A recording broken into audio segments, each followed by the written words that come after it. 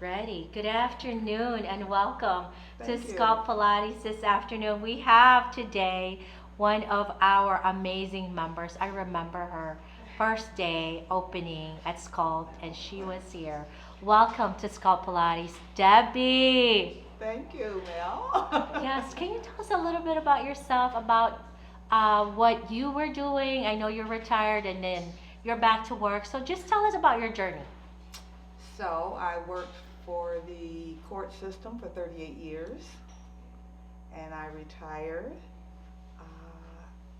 And then I stayed retired for 10 years, and they called me back and asked me to come back on a contract. So I'm back to work right now for maybe a year, and not in the same capacity as I was. I Sure. was over court reporting services for the whole Third Circuit Court, which was about 100 employees. Now I have no employees and love it. Oh. No, nobody to look after but me. You're only in charge of one. One, Okay. exact, and I And you love were, it. and you were in charge of 100.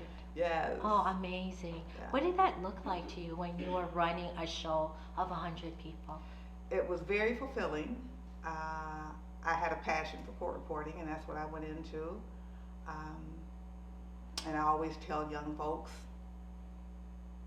do what you have a passion for, because that's what makes you wake up in the morning every day for 38 years, or however many years you intend to work. But if you don't have a passion for it, it's not gonna It's not make going you to wake pan out up. for you, huh? Right, it's not gonna make you wake up and want to go to work. And I had that passion, and I still have the passion, just not in that area.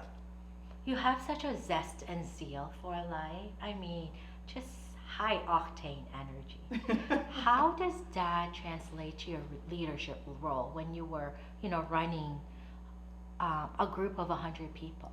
Well, I try to make everybody feel heard. I listened, I learned, and I drew from what they told me and tried to make it better. And that's what I focused on, trying to make it a better workplace, a better environment, but still getting the work done. I imagine, having worked in that same field for 38 years, you've seen a lot of things come and go. You've seen things that stayed, and you've seen a lot of changes in the court system. How has that impacted your decision making, or how you see people in terms of minority representation? I still see people as people. I don't look for the negative in people. When I meet someone, everybody is on the same playing field. They're good until you show me differently. And then I say, oh, well, that's not the way I saw them, Sure. but usually it is. Amazing.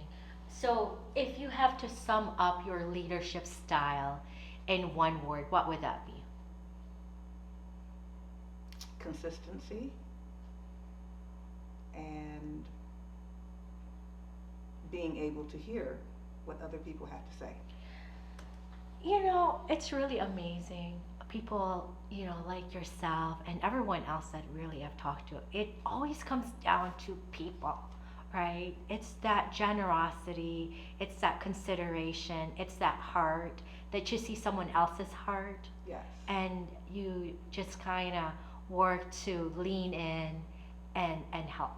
Right. Did I sum that up right for you? Absolutely. Because everybody wants to be heard. Everybody has a story. What I go through is not what you go through. What you bring to work is not what I bring to work. And sometimes it gets difficult for people to function and leave their personal lives at home. What I've learned over those 38 years is that there has to be a balance between your work life and your personal life. And that's where going to Pilates All has right, I helped didn't me have to say it, okay? tremendously. It gives me that balance. It gives me the stamina, the mobility, the flexibility that I need to balance those two worlds, because life is stressful. And if you internalize that stress, that's not a good idea. Your body doesn't know what to do with it. So you need to stay moving, stay active to bring that stress level down so that your body can recover, heal, and calm itself. Amazing. So Pilates has done that for you. It has done that tremendously. Okay. Yes. So our friend Teresa is not here, but she also does Pilates with Yes. you. And I love seeing you both in the Struggle. studio. So right now, your season of life, would you call this season of life what for you? How would you define it? This season of life is both rewarding, challenging, and comforting. Why? It's challenging in that I'm still evolving. It's comforting in that I've gone through a lot, made it through, and coasting. And rewarding because I'm still able to do things. I still can walk and not jog, walk and exercise and different things that keep you moving. Ride my bike. You know, I appreciate that I can do that. That's great to hear. Yeah. What is the one non-negotiable thing that you do to keep your daily rhythm going for your Prayer. life? Say that again for Prayer. the people in the back. Prayer. That's the non-negotiable. That's every day. And prayer has sustained you in the ups and downs of life. Absolutely. If there's one verse, what's your one verse? Do unto others as you would have them do unto you. That's a really good one to hold on to. Yes, I try to. And as one of the few, I would imagine, black women in that space that pioneered, roles that opened up the way for others to walk into, what does that mean to you? It means that they open a door, now we have to walk through it. Wow. That is so profound. And walking through that door means what kind of responsibilities should they carry or shoulder on or be prepared to have? You have to be prepared for the struggles. It's always going to be a struggle. But you also have to be prepared not to sacrifice your value. Your values are what's going to make you go through that door. Don't compromise them. Hold on to them and share. And when you walk through those doors where women or people of color may be underrepresented, how can you show up for others? To be yourself. Absolutely be yourself. There is a camaraderie that you always need, but that doesn't mean that you sacrifice who you are. You are who you are. People accept you or they don't. But stand strong. I always come back to that 38 years and more.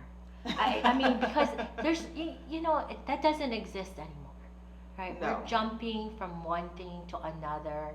And so the 38 years really, I feel like you have the wisdom and the vision and the eyesight to have seen different things, the ebbs and flows of different generations. Absolutely. And if you were to really just look back behind your shoulder and see the next round of people walking through that door, what would those words be for them? To keep walking.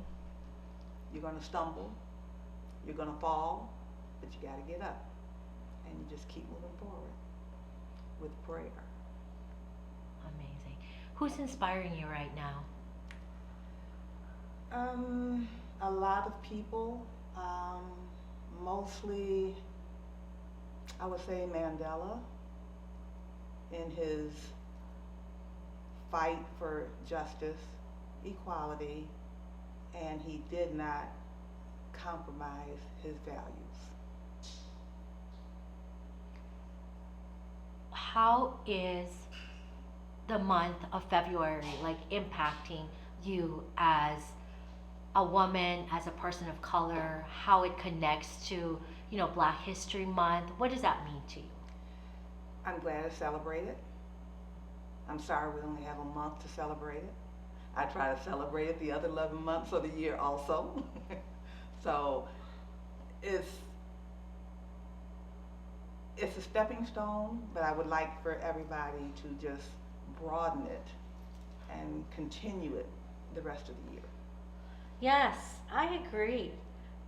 If you are a Pilates principal, control, breath, precision, flow, alignment, concentration, or center, what would you be? Alignment. And why?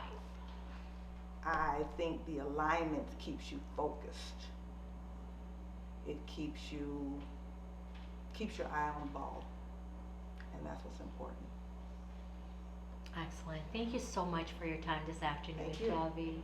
I love just getting to know your story and listening to what you have to say. I believe that, this generation really deserves more wisdom from people like you and I that have seen what it's like to be in the trenches Yeah, and understand what's needed to get out of the trenches. right. And I think that by building a strong community, our community as a whole would be much stronger. And we can't get any stronger unless the individuals that make up the community are strong and healthy. And that's where Pilates comes And in. that's where my Pilates comes Okay. I love Yeah. it. Thank you for your time. in. Thank you. I feel good.